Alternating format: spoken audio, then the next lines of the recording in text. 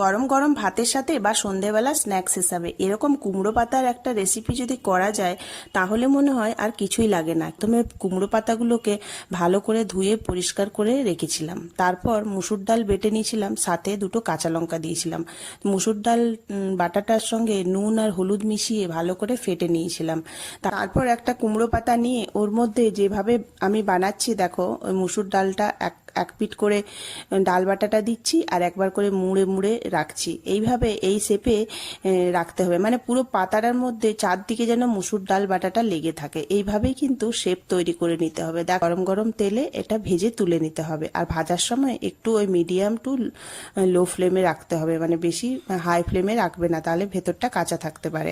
দেখো, তারপর মুচমুচে করে লাল লাল করে ভেজে নিলাম। আর এটা কিন্তু মুচমুচে করে ভাজা হয়ে গেছে, দেখতেই পাচ্ছ কতটা দেখতে ভালো লাগছে। খেতেও ভালো লেগে থাকে। তো ফলো করে নিশ্চয়ই পাশে থেকো।